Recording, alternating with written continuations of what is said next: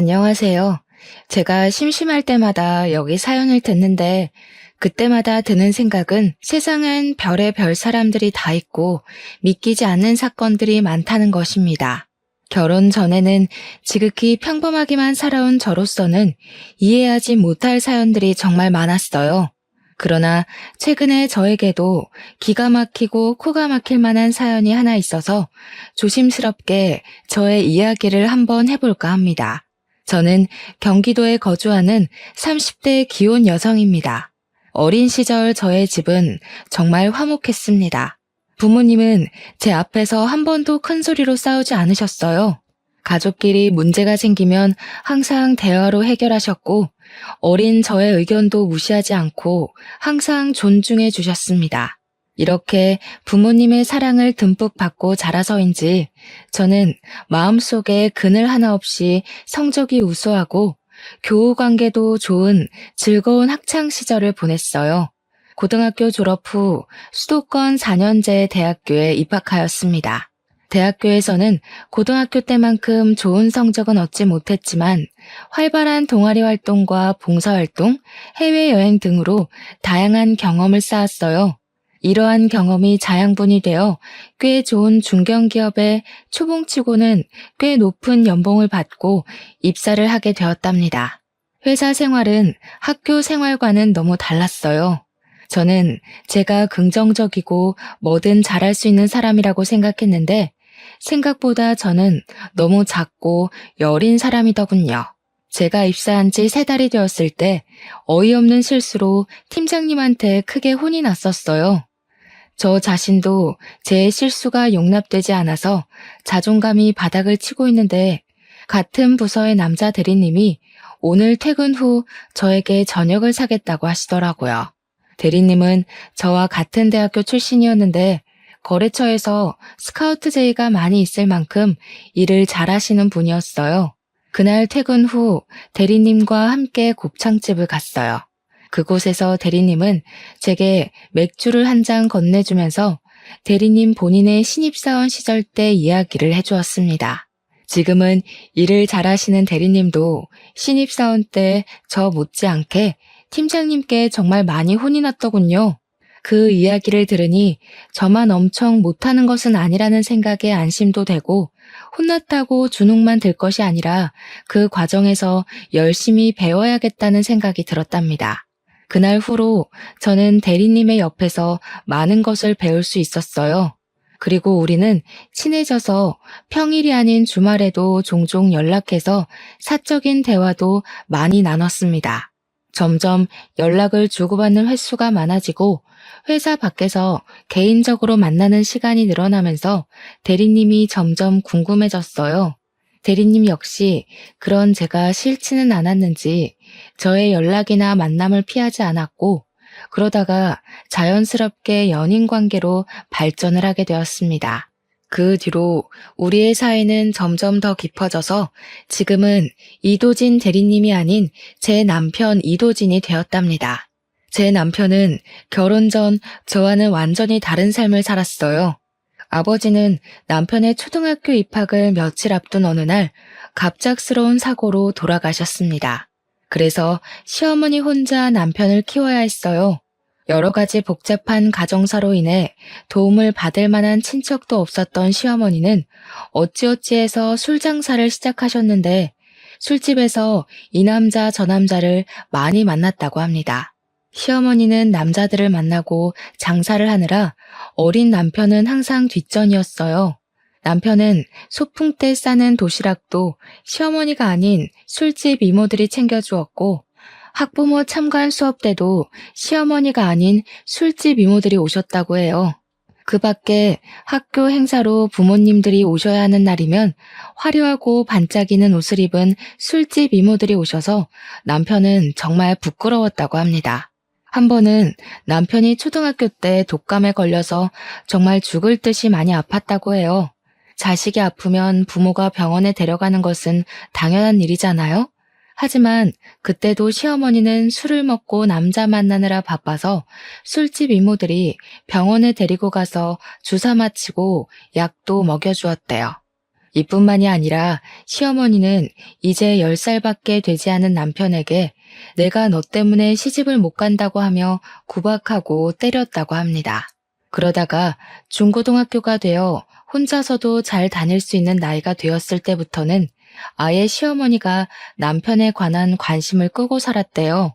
하루는 이런 집이 너무 싫어서 친구네 집에서 외박하고 왔는데 시어머니는 남편이 집에 없는 줄도 몰랐다고 하더라고요. 이렇게 남편은 어머니의 사랑을 하나도 받지 못하고 자랐지만 그래도 나쁜 길로 새지 않고 똑부러지게 잘 자랐어요. 고등학교를 졸업 후 대학교 갈 때도 자신의 성적보다 낮춰서 전액 장학금을 받고 입학했답니다. 대학교에서도 생활비 한 푼 주지 않아서 식당, 주유소, 과외 등 모든 분야의 아르바이트를 했다고 해요. 남편은 20살 이후로는 시어머니께 용돈은 고사하고 따뜻한 밥상조차도 받아본 적이 없었답니다. 그렇게 자라서 그런지 남편은 시어머니에 대한 정이 하나도 없어요. 남편과 어머니는 서로 연락도 잘하지 않고 남남처럼 지냈습니다. 그래서 저는 남들이 흔히 말하는 시부모로 인한 스트레스는 모르고 살았어요. 그저 저와 남편 둘이서만 아주 행복한 신혼생활을 보냈죠. 다만 한 가지 문제점이 있다면 우리 둘 다 아기를 빨리 가지고 싶었는데 임신이 잘 되지 않았습니다.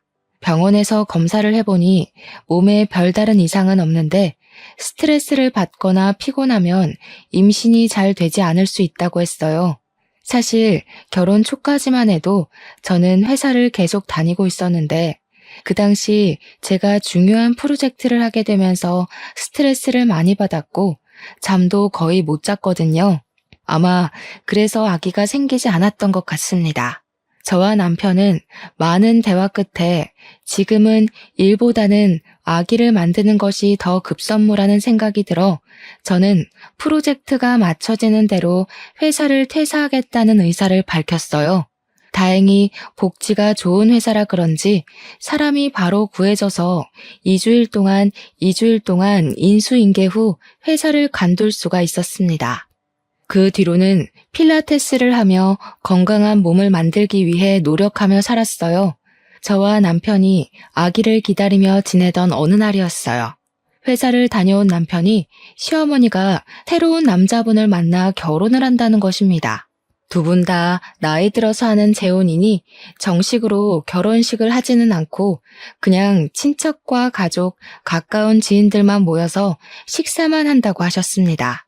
솔직히 저는 이런 시어머니의 행동이 이해가 가지 않았어요.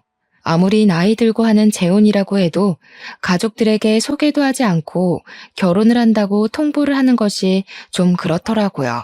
이런 부분에 대해 남편에게 이야기했더니 남편은 원래 어머니랑 거의 대화를 하지 않고 살았다면서 그냥 원래 이렇게 남남처럼 살아왔으니 이해해달라고 했습니다. 저는 내심 제게 시아버지라는 존재가 생긴 것에 대해 기대가 되었어요. 흔히들 며느리 사랑은 시아버지라고 하잖아요. 제 주변에 시아버지의 사랑을 듬뿍 받는 친구들이 꽤 있었거든요. 그리고 어릴 때 제가 엄마한테 크게 혼이 났을 때마다 저를 달래주고 엄마는 절대 허락하지 않은 불량식품을 사주셨던 분이 바로 아빠이셨어요. 저는 이런 우리 아빠의 모습을 생각하며 시아버지가 생긴 것이 뭔가 제 편이 생긴 것처럼 정말 좋았답니다. 처음에는요. 시간이 흘러 시아버지를 처음 뵙기로 약속한 날이 되었어요.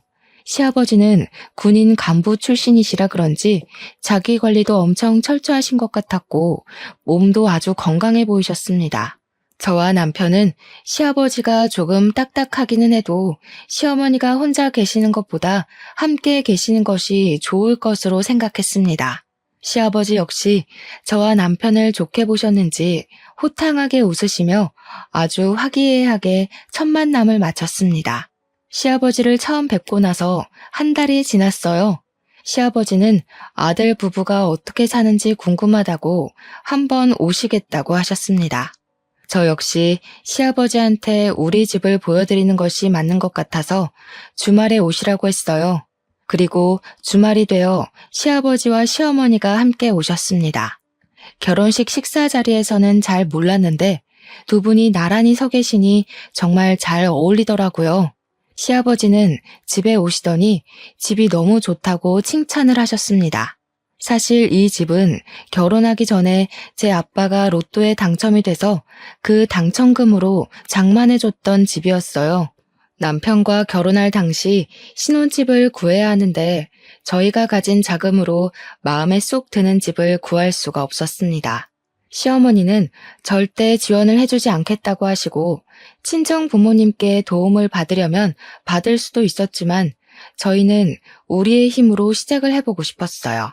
그래서 그냥 제가 살던 집을 리모델링하고 이곳에서 신혼을 시작했죠.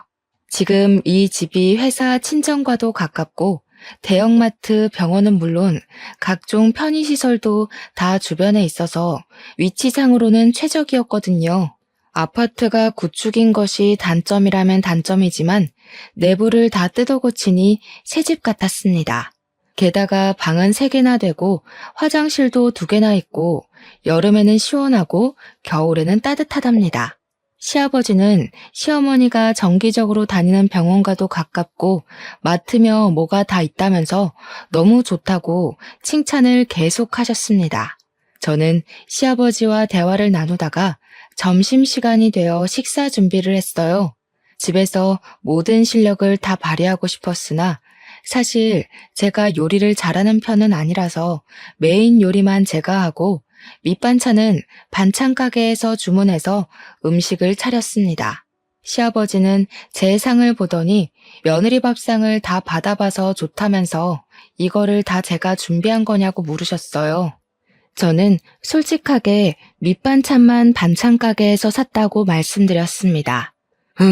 그럼 시애비를 처음 보는 자리인데 직접 음식을 만든 게 아니라 반찬 가게에서 주문해서 한 거야?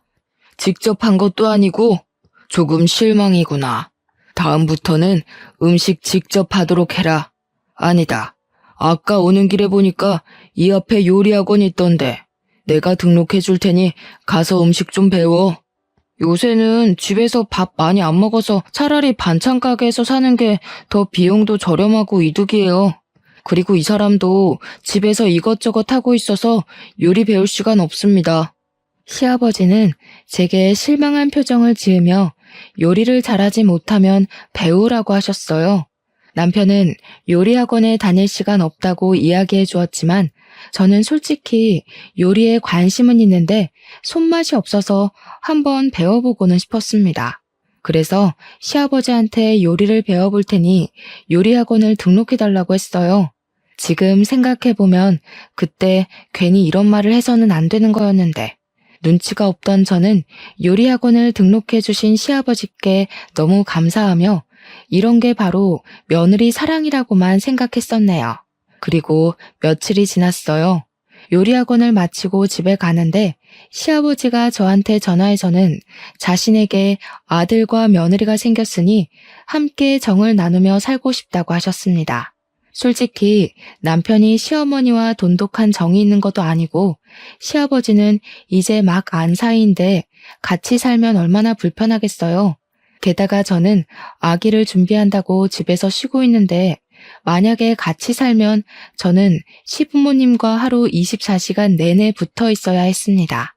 우리 부모님도 아니고 시부모님과 온종일 같이 있을 생각하니 정말 생각만 해도 숨이 턱턱 막히더라고요. 일단 남편과 이야기를 해보겠다고 하고 전화를 끊었습니다. 그리고 그날 저녁 퇴근한 남편에게 시아버지가 같이 살고 싶다고 하시는데 남편은 어떻게 생각하는지 물어봤어요. 남편 역시 저와 같은 말을 하더라고요. 우리는 시부모님과 절대 같이 살지 못한다고 하고 시아버지는 그 뒤로도 종종 우리와 같이 살고 싶다고 하셨습니다. 하루는 주말에 남편과 집에 있는데 시아버지한테 전화가 왔어요. 지금 접촉사고가 나서 병원에 입원해 있다는 것이 아니겠어요? 우리는 깜짝 놀라 시아버지가 알려주신 병원으로 달려갔습니다. 그런데 시아버지와 시어머니는 병원복만 입었지 아주 잘 걸어 다니시고 멀쩡해 보이셨어요. 상황을 들어보니 경차가 뒤에서 살짝 박았는데 지금은 아픈 것은 없지만 교통사고 후유증이 있을 수도 있어서 이참에 검사를 다 해보겠다고 입원해 계셨던 것이었습니다. 저와 남편은 큰 사고가 아니라서 정말 다행으로 생각했어요. 그리고 주말이 지나 월요일이 되었습니다. 남편은 출근하고 저는 혹시나 하는 마음에 시부모님이 입원해 계시는 병원에 갔어요. 병원에 도착하니 부모님은 각종 검사를 하고 계셨는데 아주 건강하셨고 그냥 근육이 놀란 정도라서 별일 없으면 일주일 후에 퇴원해도 되겠다고 했어요. 그 후 일주일 동안 저는 집에서 병원을 왔다 갔다 하며 시부모님 상태를 확인했는데 병원 밥도 잘 드시고 두 분이 산책도 자주 하시며 아주 건강해 보이셨습니다. 다행히 별탈 없이 일주일 후에 두 분은 퇴원했고 그날이 주말이라 남편과 저는 시부모님을 모시고 일단 우리 집에 왔습니다. 그런데 시아버지가 노인네 둘이서만 집에 있으면 언제 또 어떻게 아플지 모르니 이 집에서 당분간 있겠다고 하시는 게 아니겠어요? 그러면서 병원에서는 멀쩡해 보였는데 갑자기 허리와 다리가 아프고 온몸이 다 쑤신다고 하시는 겁니다. 저는 솔직히 정말 싫었지만 그래도 나이 드신 분이 이러시는데 지금 당장 나가라고 할 순 없잖아요. 그래서 저와 남편은 마지못해 며칠만 집에 계시라고 했습니다. 그 뒤로 우리는 시부모님을 모시고 아주 불편한 생활을 시작했어요. 시아버지는 오랜 세월 군인 간부로 생활해서인지 직접 하는 것보다는 명령하는 것이 익숙하시고 뭐든 칼같이 해야 했습니다. 일단 매일 6시면 TV와 온 집안에 불을 켜며 가족들을 모두 다 기상시켰어요. 삼시세끼 식사는 기본이고 식사 때마다 새 밥에 새 반찬에 각 끓인 국이 필요했습니다. 솔직히 저 혼자 있으면 그냥 대충 라면이나 비빔면을 먹을 수도 있었지만 시부모님이 계시니 그러지 못하겠더라고요. 제가 너무 힘들어서 반찬 가게에서 사오기라도 하는 날에는 시아버지 본인이 요리학원도 등록해줬는데 아직도 음식을 못하냐면서 불호령이 떨어졌어요.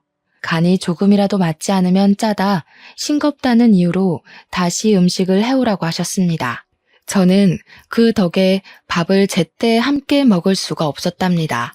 그리고 평소에도 물을 드시고 싶으면 직접 부엌에 가서 물을 드시면 되잖아요. 시아버지는 꼭 물을 가져오라고 시키셨습니다. 하루는 너무 짜증이 나서 제가 못 들은 척하고 그냥 있었거든요. 그랬더니 정말 5분이든 10분이든 끝까지 떠오라고 하셨습니다. 또 엄청 깔끔을 엄청 떨어서 매일 청소를 하지 않으면 난리가 났어요. 게다가 일주일에 한 번씩은 흰 장갑 끼고 냉장고 위나 서랍장 뒤를 훑으셨는데 그때 먼지가 나오면 잔소리 폭탄이 떨어졌습니다. 이런 먼지를 누가 다 먹냐며 우리가 생활하면서 다 먹는 거라고 하시면서요. 그리고 뭔가 성질이 날 때는 꼭 거실 서랍을 한 번씩 다 뒤집어서 정리를 시키셨습니다. 신발과 수건도 무조건 정확한 각오로 정리되어 있어야 했죠. 조금이라도 흐트러진다면 사람이 정신 상태가 글러먹었다면서 잔소리를 그렇게 해댔죠. 그런다고 시아버지가 하는 것도 아니에요. 무조건 제가 다 해야 했죠. 만약에 하지 않는다면 온종일 쫓아다니면서 잔소리를 하셨답니다. 이런 생활이 너무 답답해서 남편이 출근과 동시에 집을 나가려고도 했고 회사를 다시 구하려고 했지만 갓 결혼하고 임신 준비 중인 저를 채용하려는 회사가 없더라고요. 그런다고 매번 나가 있자니 돈도 돈이었고 마땅히 갈 곳도 없었습니다. 친정에 가 있을까도 생각했지만 매일 가면 부모님이 걱정하실까봐 그러지도 못했네요. 그리고 시아버지는 밤 10시가 되면 주무셔야 한다고 불을 꺼버렸습니다. 근데 밤 10시 이후에 재밌는 TV 프로그램이 정말 많잖아요. 그래서 남편과 제가 같이 TV를 보고 있으면 시아버지는 저희한테 성질을 엄청 내셨습니다. 하루는 너무 화가 난 남편이 이제 몸 괜찮아지셨으면 이 집에서 나가라고 했어요. 그랬더니 아들과 같이 있고 싶다며 시아버지와 시어머니가 우리 몰래 자신들이 살던 집을 팔아버렸다고 갈 곳이 없다는 거예요. 그때는 그래도 저와 남편이 바보처럼 그저 참았네요. 그때 확 다 뒤집어 엎어버렸어야 했는데 말이죠. 아무튼 그 뒤로 시부모님은 집에 있던 모든 짐을 가지고 아예 우리 집에 눌러 앉으셨답니다. 두 분이 집에 눌러 앉은 뒤로는 시어머니도 저에게 시집살이를 엄청 시키셨어요. 소소하게 잔소리는 기본이었고 아버지의 삼시세끼를 차리는데 도와주기는커녕 옆에서 시아버지보다 더 저를 구박했답니다. 정말 모든 순간이 기가 막히고 코가 막혔지만 그 중에 가장 어이없는 사건이 하나 있었어요. 때는 찬바람이 슬슬 부는 초겨울이었습니다. 하루는 집에 있는데 시어머니가 김장해야 한다고 하셨어요. 옛날에는 시어머니의 언니, 그러니까 큰 이모님 댁에서 농사지은 배추 1000포기를 뽑고 직접 절이셔서 김장을 했다고 해요. 하지만 요새는 김치를 많이 먹지 않기에 작년 같은 경우 이모님과 어머니가 사신 절인 배추로 김장을 50포기만 했다고 합니다. 그런데 올해는 시아버지가 김치를 좋아하시니 김장을 100포기나 하자는 거예요. 더 큰 문제는 시이모님이 허리 수술로 올해는 김장하지 못하시는 상황이었어요. 그래서 올해는 우리 가족끼리만 김치를 담가야 했습니다. 사실 우리 집은 김장을 제가 아주 어릴 때만 하고 크고 나서는 서로 바쁘니 그냥 사다 먹었거든요. 그래서 김장을 제대로 해본 적이 없었습니다. 하지만 시아버지도 김치를 좋아하시고 저도 김치를 좋아하니 힘들지만 배워볼 겸 한번 해보겠다고 했어요.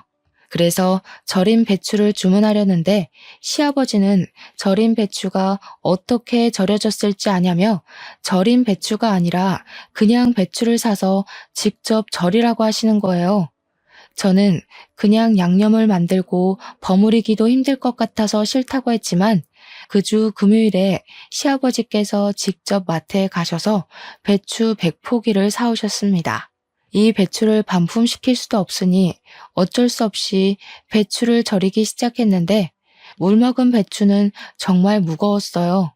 그런데 시부모님은 손가락 하나 까딱도 하지 않으시고 그냥 앉아서 지시만 하고 계시는 게 아니겠어요?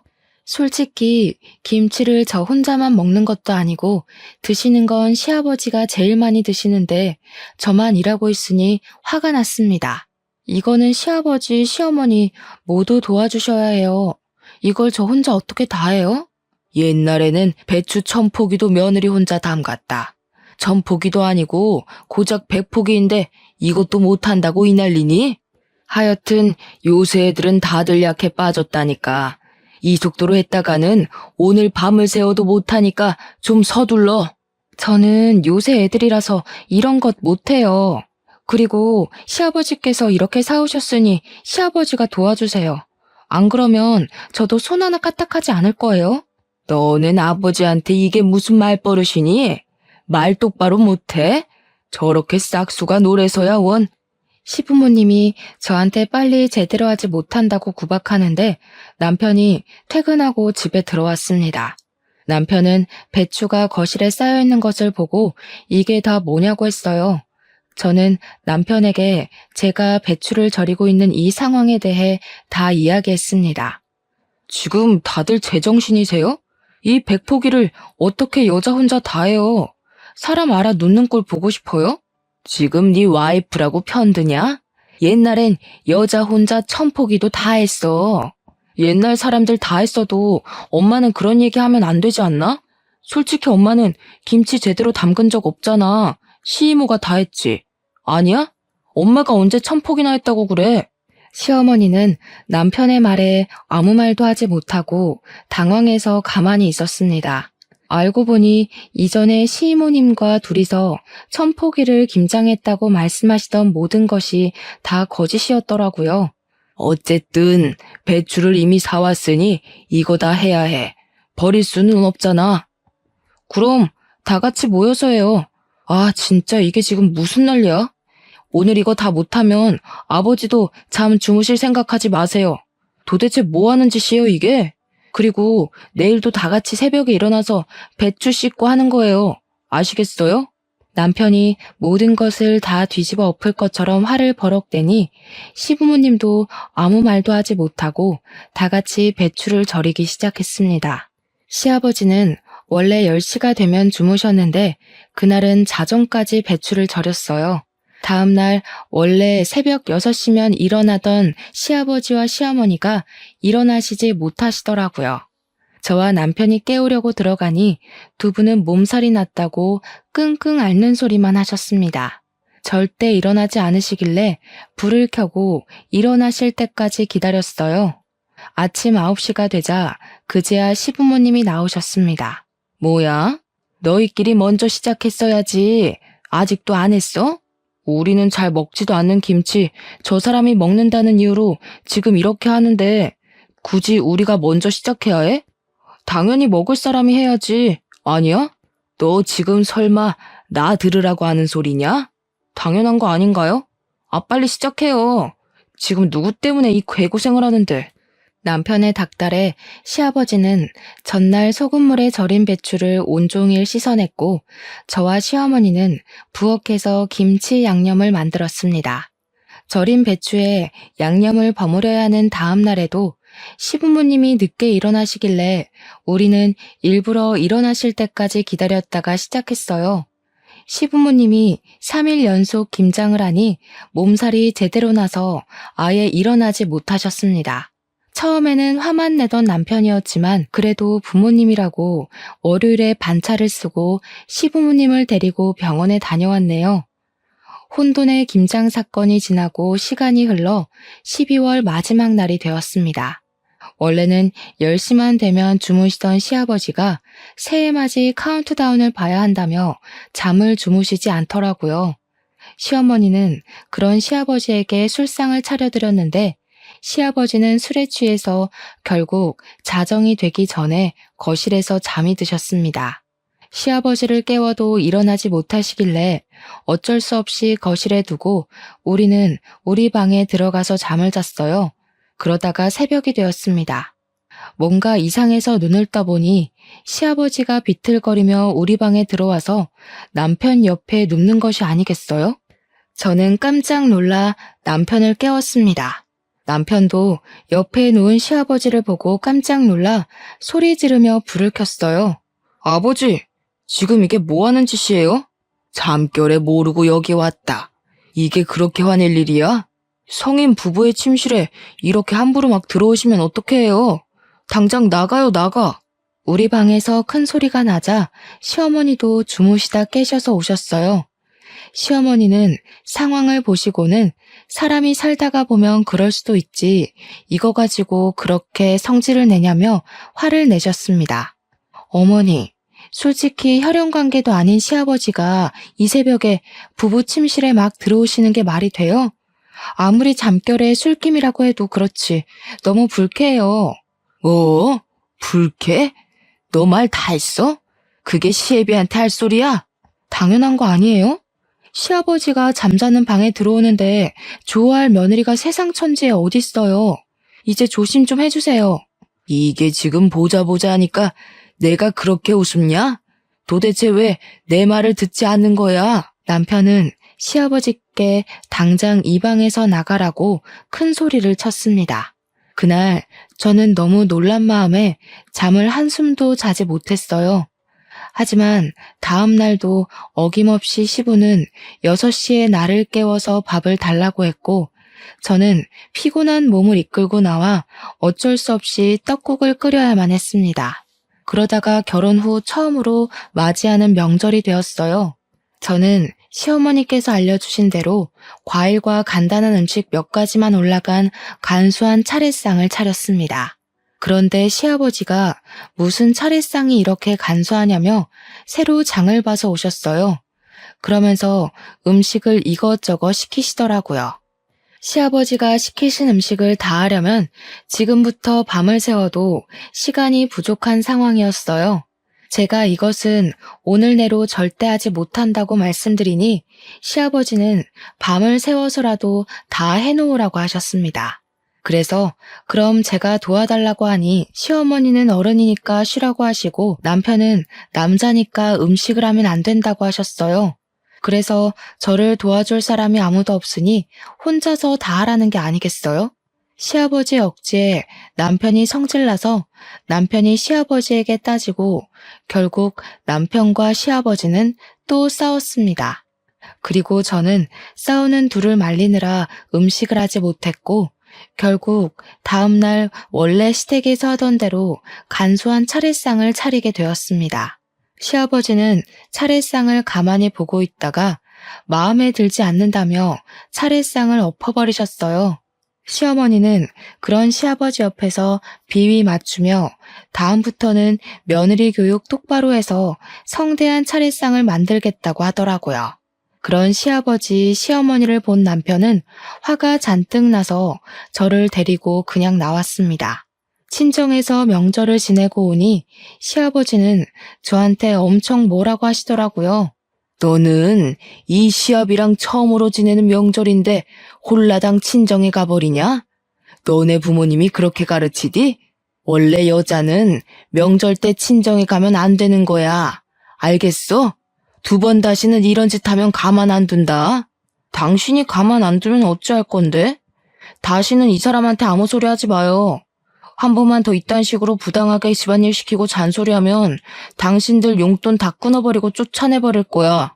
알겠어? 이 녀석이 여자한테 홀려서 정신 나갔나? 어른한테 말 똑바로 못해? 그리고 며느리 너 아버지 말씀 잘 새겨들어. 어디서 명절 때 여자가 친정을 가려고 그래? 한 번만 더 친정에 가려고 했다가는 나한테 쫓겨날 줄 알아. 제가 이 집에서 왜 쫓겨납니까? 이 집의 주인은 어머니가 아니라 접니다. 저희가 마음에 안 드시면 부모님이 나가세요. 시아버지는 명절 때 며느리 교육을 핑계 삼아 저에게 시집살이를 시키려고 했지만 남편 덕분에 아무것도 아버지의 생각대로 이뤄지지 못했답니다. 그렇게 시끌벅적한 명절 연휴가 끝났어요. 그런데 시아버지가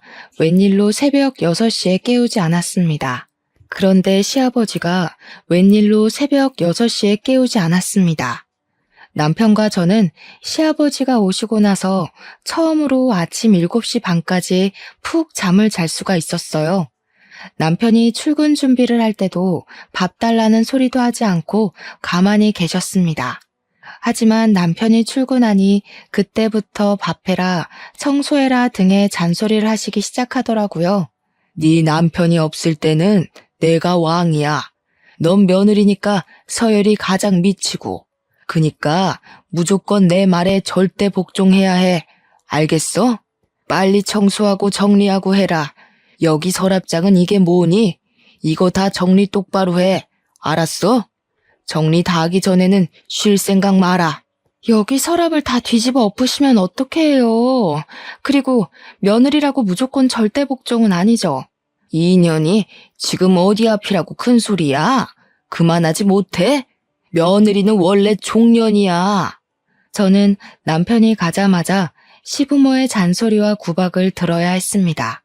그냥 이 집을 나가버릴까 생각하고 있는데 남편이 들어오더라고요. 내가 이러고 있을 줄 알았어. 근처에 볼 일 있어서 잠깐 들렸는데 역시나군요. 여보, 이 사람들 말 듣지 말고 방에서 할 말 있어. 잠깐만 와봐. 야, 이 사람들이라니. 그게 애미한테 할 소리야? 저게 여자 잘못 만나서 홀려서 정신을 못 차려요. 남편은 저를 방으로 끌고 들어갔습니다. 그러더니 남편은 우리 집 근처 신도시에 청약을 넣었는데 당첨이 돼서 조만간에 이사 가야 한다고 하는 거예요. 저는 설마 시부모님과 함께 가야 하냐고 물었어요. 남편은 당연히 그러지 않을 것이고 우리 둘이서만 가겠다고 하더라고요. 하지만 시부모님은 절대 나갈 생각이 없는데 어떻게 할 것이냐고 했더니 남편은 다 자기에게 계획이 있다고 하며 일단 청약 당첨된 것을 절대 이야기하지 말라고 했습니다. 남편은 다시 회사로 나가고 저는 방에서 혼자 쉬고 있는데 시부모님이 방에 들어오셨어요.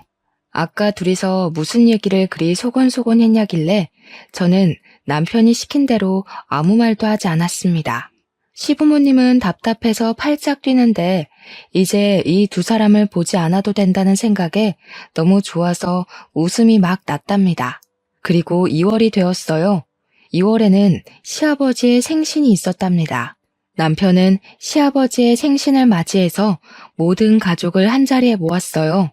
결혼하고 처음으로 맞이하는 아버지 생신이니 선물을 하나 준비했어요. 타이완으로 5박 6일 패키지 여행을 예약하려고 해요. 저는 회사에 나가야 해서 우리는 한국에 있을 테니 두 분만 신혼여행이라 생각하시고 다녀오세요. 그래도 우리 결혼하고 첫 생일인데 며느리 생일상은 받아봐야 하지 않겠니? 그니까 내 생일은 지나고 날짜 정해라. 무슨 생일상 안 받으면 난리 나세요? 그놈의 밥 타령은? 이놈아, 한국인은 밥심으로 살아. 그리고 엄연히 첫 생일인데 당연히 며느리 손으로 직접 끓인 미역국이 있는 생일상을 받아야 하지 않겠니? 나는 생일에 구절판, 갈비찜, 잡채는 꼭 있어야 한다. 알겠지? 결국 여행 날짜는 시아버지의 생신 이후로 잡았습니다. 시아버지의 생신날 마음 같아서는 미역국만 달랑 해드리고 싶었으나 남편이 그래도 첫 생일이니 해드리라고 하며 저에게 고생이 많다고 현금 100만 원을 주었어요. 저는 그런 남편의 마음이 참 고마웠습니다.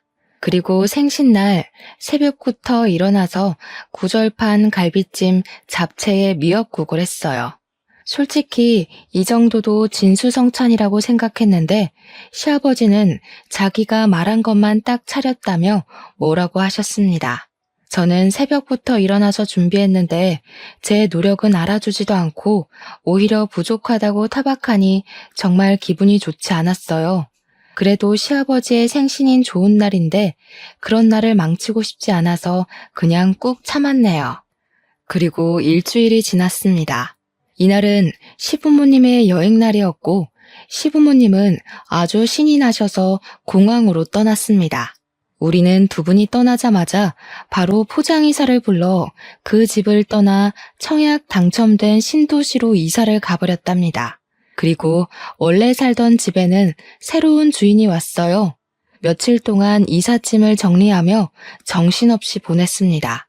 그리고 시간이 흘러 시부모님이 여행을 마치고 돌아오기로 한 날 저와 남편이 함께 집에 있는데 시아버지한테 전화가 왔어요.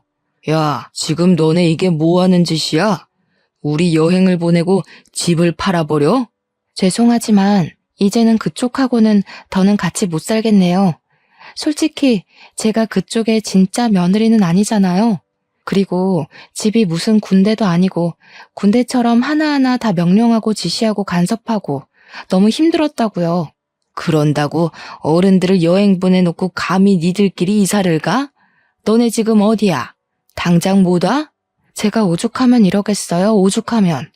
정말 답답해서 살 수가 없어요. 저는 이제 죽었다 깨어나도 두 분 못 모시고 살아요. 시아버지와 시어머니는 당장 오라고 소리를 고래고래 지르면서 난리가 났습니다. 그 소리를 들은 남편이 제 전화를 빼앗아갔어요. 더는 못 참아요.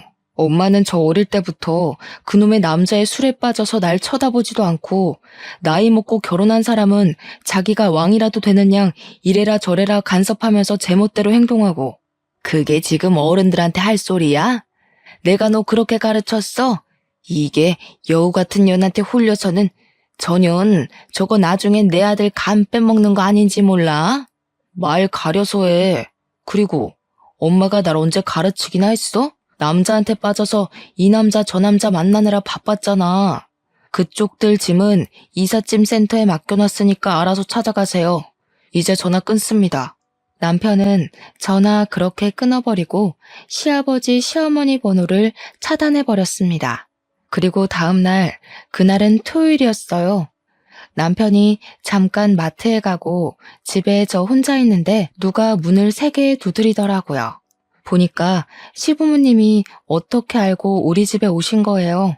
시아버지는 여기에서 사는 거 다 안다며 나오라고 소리를 치셨는데 하도 시끄럽게 하셔서 어쩔 수 없이 일단 문을 열었습니다. 문을 열자마자 시부모님이 집에 막 들어오시더라고요. 야, 너네는 어른에 대한 공경 예의 따위는 몰라? 어떻게 사람들이 그래?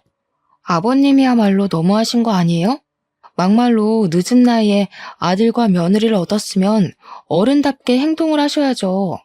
하나하나 간섭하고 따지고 제대로 하지 못하면 구박하고 그저 받기만을 원하시고 저는 그런 분을 제 아버지로 못 모시겠어요. 이 인연이 말하는 꼬락서니 좀 봐.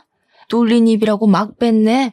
이게 지금 네 시아버지한테 할 소리니? 뭘 잘했다고 큰 소리야? 솔직히 이분이 정말 제 시아버지세요? 아니잖아요. 그저 어머니의 남편일 뿐이지 제 시아버지는 아니라고요. 그리고 어머니도 너무하세요. 그동안 제가 시아버지한테 구박당하고 매일 집안일 할 동안 어머니는 뭐 하셨어요? 옆에서 그저 시부 말 잘 들어라. 며느리는 이래야 한다. 그러는 어머니는 며느리 시절 때 그렇게 하셨나요? 내가 시부모님과 한창 싸우고 있는데 남편이 마트에서 돌아왔습니다. 남편은 집에 계신 시부모님을 보고 깜짝 놀라며 이 집은 어떻게 하셨냐고 물었습니다. 썩을 놈, 어떻게 어른들을 그렇게 내쫓을 생각을 해? 당연히 아들이면 모시고 살아야지. 나는 뭐 핏줄도 아니니 그렇다 치고 네 엄마는 잘 모셔야 하지 않겠어? 널 그래도 이 정도로 키워놨는데 말이야. 저는 솔직히 말해서 엄마 손에서 크지 않았어요. 저는 술집 이모들 손에 컸지 엄마의 도움, 보살핌 한 번 받은 적 없다고요. 제가 아팠을 때 병원에 데려간 사람도 엄마가 아니라 술집 이모들이었어요. 오히려 맨날 엄마는 어린 저한테 너 때문에 새로 시집 못 간다고 구박하고 이유 없이 때렸다고요. 그런 엄마를 내가 지금 꼭 모셔야 해요? 난 못해. 다들 이 집에서 나가요. 엄마가 죽든 말든 난 신경을 안 쓸 테니까 다시는 찾아오지 마요. 한 번만 더 오면 그대로 해외로 떠버릴 테니까 그렇게 아세요. 남편은 자신이 그동안 속에 있던 말을 다 쏟아내고 시아버지, 시어머니를 그 집에서 쫓아내버렸습니다. 그 뒤로 한 달 정도가 지났습니다. 모르는 번호로 전화가 오길래 택배인가 싶어서 받았는데 시어머니더라고요. 너 이 시애비 비위 맞추기 왜 이렇게 힘드니? 내가 이 나이 먹고 셔츠 다리고 매번 다른 반찬 하는데 죽을 맛이다. 젊을 때도 하지 않던 시집살이를 남편한테 하고 있단다. 어머니, 제가 시부모님과 함께 살 때 제가 했던 것들이네요. 어차피 어머님이 선택한 남자 아닌가요? 제가 그때 힘들게 집안일 해드렸던 거 잊으셨어요? 얘야, 제발 살려다오. 진짜 내가 이런 남자였으면 만나지도 않았을 거다. 이 나이에 아들한테도 안 해준 반찬을 만들려고 시장을 몇 번씩이나 왔다 갔다 하는 것인지 안 그래도 안 좋은 허리가 굽게 생겼다. 그건 제 알 바 아니고요. 더 징징대시면 남편한테 다 말할 거예요. 그리고 어머님, 번호 바꾸셨어요? 이 번호 모르는 번호라서 받았는데 이제 이 번호도 차단할 거니까 그렇게 아세요? 물론 남편한테 시어머니한테 전화가 왔던 것은 이야기하지 않았어요. 남편이 저보다 시어머니를 더 싫어해서 제가 전화 받은 것을 알면 난리가 날 것이 분명했거든요. 그렇게 시부모님과 우리의 연이 완전히 끝났답니다. 다른 현명한 분들은 저보다 더 좋은 방법으로 지혜롭게 힘든 상황을 대처해 나가시겠지만 저는 시부모님과 연을 끊는 것이 제일 나은 방법이었습니다. 부디 저희 부부의 선택에 대해 비난은 하지 말아주세요. 그리고 지금 이전에 그렇게 노력해도 생기지 않던 아이가 드디어 생겼어요. 임신 초기라서 스트레스 받으면 절대 안 된다는 의사 선생님의 말씀에 남편이 얼마나 잘해주는지요. 제가 시부모 복은 없어도 남편 복은 확실히 있나 봅니다. 요즘 저와 남편은 뱃속의 아기가 누구를 닮았을지 상상하며 행복한 나날들을 살고 있답니다. 남편은 자신은 비록 부모의 사랑을 받지 못했지만 아기에게는 제대로 된 사랑을 주고 싶다며 육아 공부를 아주 열심히 하고 있어요. 저 역시 부모님께서 제게 아낌없이 주신 사랑을 그대로 아기에게 물려주는 좋은 엄마가 되고 싶네요. 저의 기가 막히고 코가 막힌 사연은 여기까지입니다. 기나긴 이야기 들어주셔서 감사합니다.